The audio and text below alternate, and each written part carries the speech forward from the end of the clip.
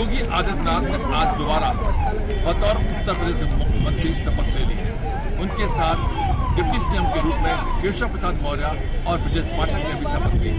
इसके अलावा भारी मंत्रिमंडल लगातार शपथ ले रहा है। मैं शपथ ग्रहण स्थल पे हूँ और यहाँ पर मौजूद है प्रदेश के प्रधानमंत्री नरेंद्र मोदी के अलावा रक्षा मंत्री राजनाथ सिंह, गृह मंत्री अमित शाह, धर्मेंद्र प्रधान और बहुत सारे केंद्र सरकार के मंत्री यहाँ पर मौजूद है।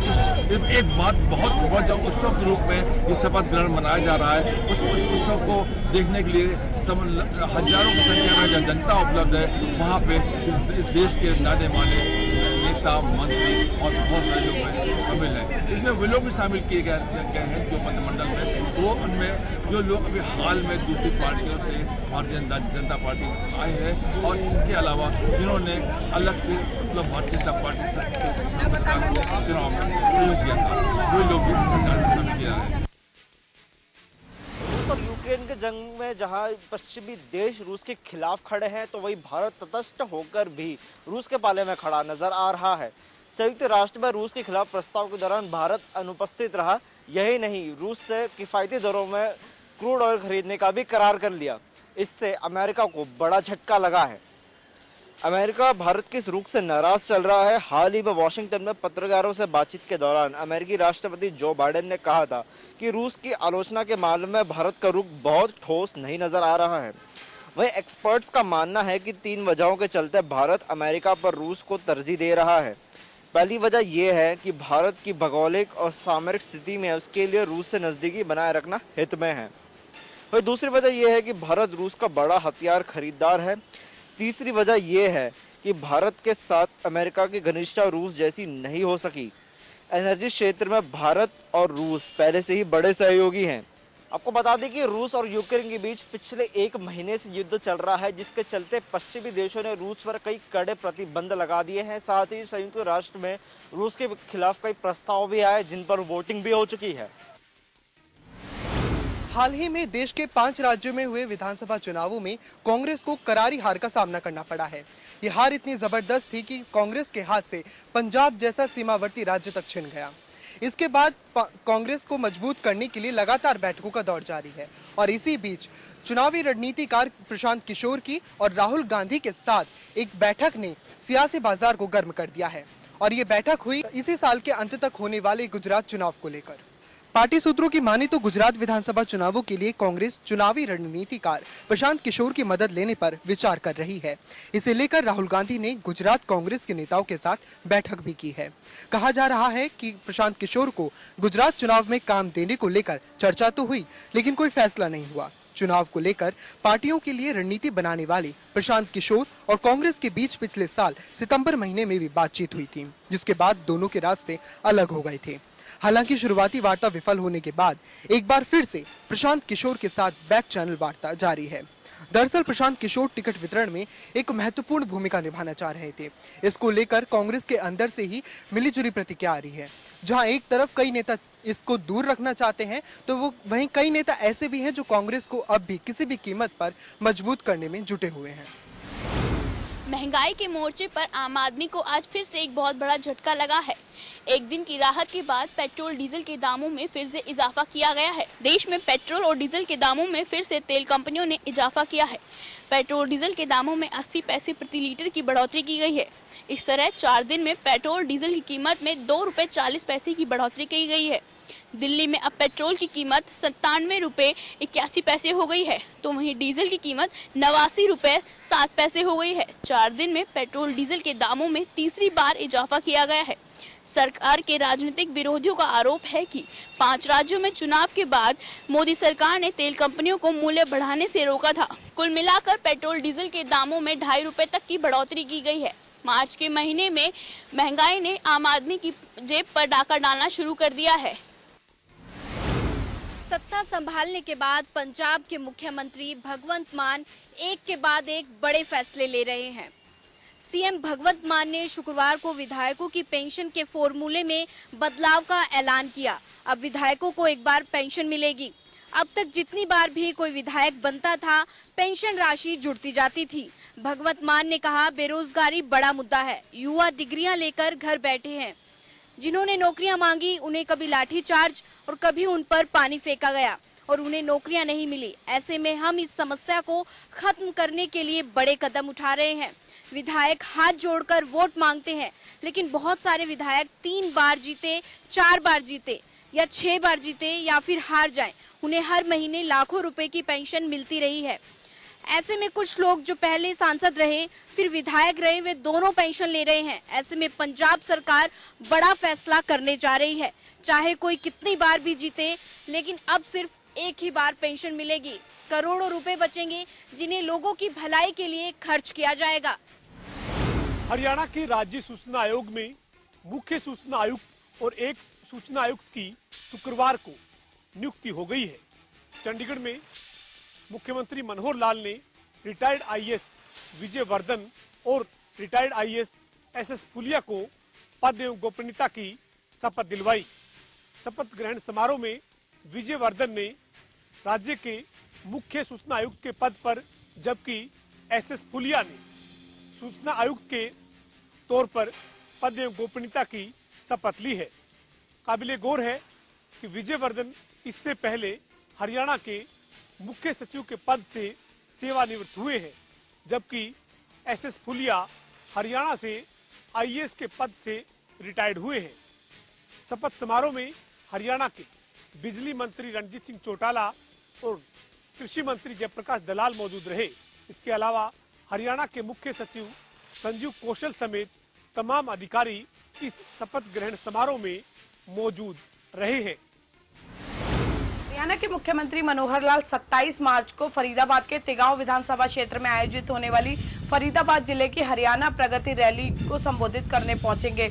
यह जानकारी देते हुए आज कैबिनेट मंत्री मूलचंद शर्मा, विधायक राजेश नागर, नरेंद्र गुप्ता व सीमा तिरखा समेत भाजपा जिलाध्यक्ष गोपाल शर्मा व अन्य वरिष्ठ भाजपा नेताओं ने एक प्रेस वार्ता के माध्यम से जानकारी देते हुए बताया कि 27 मार्च को मुख्यमंत्री रैली के माध्यम से फरीदाबाद जिले को कई विकास की सौगात देकर जाएंगे। इस मौके पर कैबिनेट मंत्री मूलचंद शर्मा ने कहा कि लगभग 2 साल बाद मुख्यमंत्री का फरीदाबाद में रैली में आगमन हो रहा है, जिसे लेकर भाजपा कार्यकर्ताओं के साथ साथ आम जनता भी काफी उत्साहित है। प्रेस वार्ता के माध्यम से विधायकों ने बताया कि एक संयुक्त मांग सभी विधायकों की ओर से रखी गई है कि मेट्रो रेल को पृथला और पलवल से जोड़ा जाए, जिसको लेकर सभी विधायक मुख्यमंत्री से इसकी पैरवी करेंगे। साथ ही साथ रैली के संयोजक राजेश नागर ने भी दावा किया है कि इस रैली में भारी संख्या में लोग उपस्थित होंगे। वहीं साथ साथ उन्होंने इस बात को लेकर भी दावा किया कि मुख्यमंत्री अपने आगमन के दौरान फरीदाबाद के लिए कई घोषणाओं का पिटारा खोलेंगे। अब देखना ये होगा कि मुख्यमंत्री फरीदाबाद के विकास के लिए क्या कुछ जनता को देकर जाते हैं। 4 महीने के बाद फिर से पेट्रोलियम उत्पाद की कीमतों में बढ़ोतरी देखने को मिल रही है। एक ही झटके में प्रति गैस सिलेंडर 50 रुपए का इजाफा किया जा चुका है, तो इसके साथ ही पेट्रोल और डीजल की कीमतों में 137 दिनों के बाद बढ़ोतरी दिखाई दे रही है। उधर सीएनजी के दाम भी बीते वर्ष से अब तक लगभग 16 रुपए प्रति किलो बढ़ चुके हैं। इससे साफ है कि माल ढुलाई महंगी होने जा रही है, जिसका असर खाद्य पदार्थों से लेकर कपड़ा, लोहा, स्टील, दूध, सब्जी सभी पर पड़ने वाला है। तो ऐसे में वह चाय बेचने वाले दुकानदार भी सरकार से गुहार लगा रहे हैं, जिन्होंने जात पात धर्म जाति से ऊपर उठकर 2014 में सरकार बनाने में अपना कीमती वोट देते हुए योगदान दिया था। अब चाय पत्ती, चीनी, दूध, गैस सिलेंडर के बढ़ते दामों के कारण लगातार बढ़ रही समस्याओं को सरकार इन बढ़ते दामों को कंट्रोल में करके कब तक चाय बेचने वाले दुकानदारों की परेशानी को कम कर पाती है, यह देखने वाली बात होगी। पेट्रोल, डीजल तथा बढ़ती रसोई गैस की कीमतों को लेकर प्रदेश में कांग्रेस पार्टी ने सरकार के खिलाफ जमकर प्रदर्शन किया है। रोहतक में भी आज कांग्रेस पार्टी के कार्यकर्ताओं ने अंबेडकर चौक पर इकट्ठा हुए व कांग्रेस भवन के सामने प्रदर्शन करते हुए लघु सचिवालय तक पहुंचे। इस प्रदर्शन में रोहतक से विधायक भारत भूषण बत्रा व कलानौर से विधायक शकुंतला खटक भी शामिल हुई और उन्होंने सरकार के खिलाफ जमकर नारेबाजी भी की। सरकार पर हमला बोलते हुए विधायक भारत भूषण बत्रा ने कहा कि पिछले 3 दिनों से पेट्रोल और डीजल के दामों में भारी बढ़ोतरी हुई है और उसके साथ साथ रसोई गैस भी महंगी हो रही है, जिसके चलते कांग्रेस पार्टी ने लोकसभा में सरकार के खिलाफ जमकर नारेबाजी भी की और उसका विरोध भी किया। हालांकि भारत भूषण बत्रा ने कहा कि जब से सत्ता में भाजपा सरकार आई है तब से लगातार महंगाई बढ़ रही है और लोगों को महंगाई झेलनी पड़ रही है, जिसके चलते आज यह कांग्रेस पार्टी के नेतृत्व ने यह निर्णय लिया था कि आज पूरे प्रदेश में प्रदर्शन किया जाएगा, जिसके चलते आज यह प्रदर्शन किया गया है और वह मांग करते हैं कि सरकार जल्द से जल्द इस बढ़े हुए महंगे दामों को वापस ले ताकि आम जन अपना परिवार चला सके।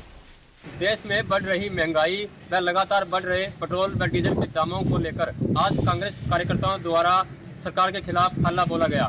आज सुबह कांग्रेसी कार्यकर्ता सत्यवाद के लघु सचिवालय में इकट्ठे हुए और इसके बाद प्रदर्शन करते हुए लघु सचिवालय पहुंचे।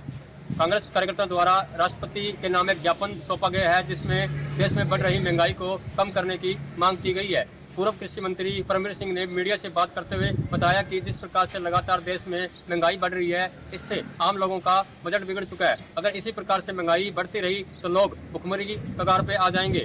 वहीं कृषि मंत्री ने बताया कि अगर सरकार जल्द ही इस महंगाई पर कोई लगाम नहीं लगाती है तो कांग्रेसी कार्यकर्ता सरकार को जगाने के लिए लगातार इस प्रकार से प्रदर्शन करते रहेंगे। अवैध रूप से कॉलोनी काटने वाले लोग जरा आप सावधान हो जाइए, क्योंकि टाउन एंड कंट्री प्लानिंग लगातार ऐसे लोगों पर नज़र बनाए हुए है और ऐसे लोगों के खिलाफ कार्रवाई भी की जा रही है। आपको बता दें कि 10 FIR दर्ज की गई हैं जिसमें 51 लोगों का नाम है जो लोग अवैध रूप से कॉलोनी काट रहे थे। आपको बता दें कि ज़्यादातर फारूक नगर की तरफ ये कॉलोनी काटी जा रही थी और फिलहाल टाउन एंड कंट्री प्लानिंग अब सख्त हो गया है और ऐसे में इनके खिलाफ FIR के साथ साथ अब जाँच भी शुरू कर दी गई है। नगर पालिका व PW की टीम द्वारा आज अतिक्रमण अभियान चलाया गया। इस अतिक्रमण अभियान का नेतृत्व नप्पा सचिव सुरेंद्र मलिक ने किया। टीम ने जो दुकानदारों द्वारा सामान बाहर रखा हुआ था, शेड व जो भी सामान था उसको उठाकर ट्राली में लादकर नप्पा कार्यालय में पहुंचाया गया। पर दूसरी तरफ दुकानदारों ने आरोप लगाया कि नप्पा सचिव ने एक तरफी कार्रवाई की है। कुछ प्रभावशाली लोगों ने जो शेड वगैरह डाले हुए थे उनको नहीं हटवाया गया। आम दुकानदारों के सामान को उठा लिया गया है व तोड़ दिया गया है। दुकानदारों ने इस काफी रोष प्रकट किया और नप्पा सचिव के खिलाफ जमकर नारेबाजी की और प्रशासन से मांग की कि इसके खिलाफ कार्रवाई की जाए।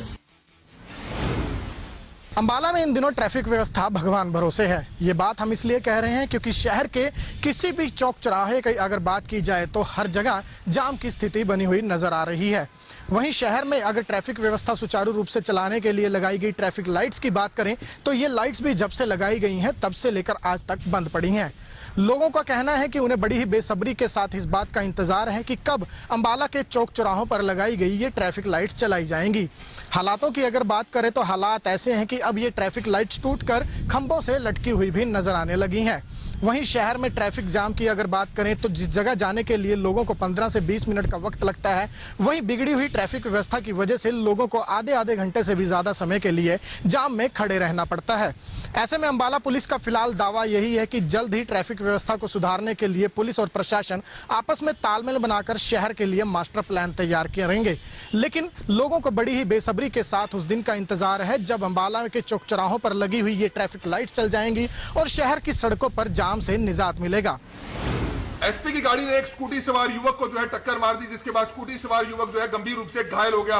लोगों ने, आसपास के लोगों ने वहां पर बड़ी संख्या में इकट्ठा होकर एसपी के ड्राइवर को पकड़ा और आरोप लगाया कि एसपी का जो ड्राइवर था वो नशे में धुत था। सूचना मिलते ही तमाम पुलिस की टीमें मौके पर पहुंच गई। वहीं उस दौरान लोगों ने भी जमकर काफी हंगामा किया। एक शीशा भी जो है ड्राइवर की जो एसपी की गाड़ी थी उसका टूटा हुआ मिला। हालांकि वो ड्राइवर नशे में था या नहीं था ये तो जांच का विषय जरूर है, लेकिन पुलिस ने इस मामले में कार्रवाई शुरू कर दी है और जो स्कूटी सवार युवक था वो घायल हुआ था, उसको करनाल के कल्पना चावला मेडिकल कॉलेज और सरकारी हॉस्पिटल में एडमिट करा दिया गया है।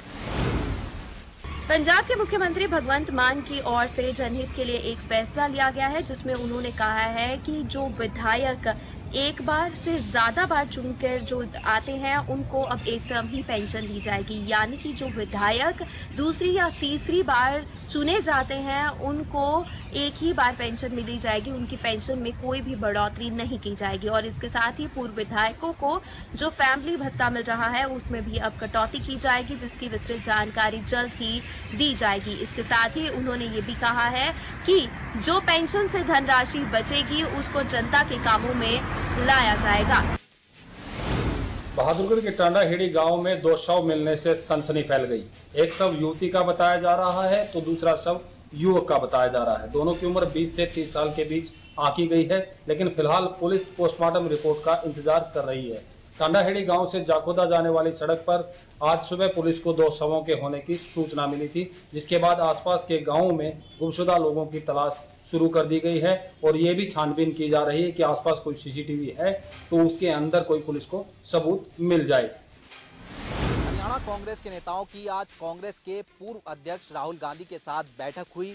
इस बैठक में हरियाणा कांग्रेस के प्रभारी विवेक बंसल, प्रदेश अध्यक्ष कुमारी शैलजा, नेता विपक्ष भूपेंद्र सिंह हुड्डा समेत तमाम अन्य नेताओं ने शिरकत की। इस बैठक की बात की जाए तो हरियाणा में किस तरीके से कांग्रेस की परफॉर्मेंस देखने को मिल रही है, किस तरीके के राजनीतिक हालात कांग्रेस में अंदर खाने देखने को मिल रहे हैं, उसको लेकर चर्चा हुई। इस बैठक के बाद कांग्रेस नेताओं की तरफ से कहा गया जो भी मनमुटाव कांग्रेस के नेताओं के बीच में है उन्हें दूर किया जाएगा और आने वाले समय में कांग्रेस सरकार के खिलाफ मजबूती से आंदोलन हर मसले को लेकर करती हुई नजर आएगी।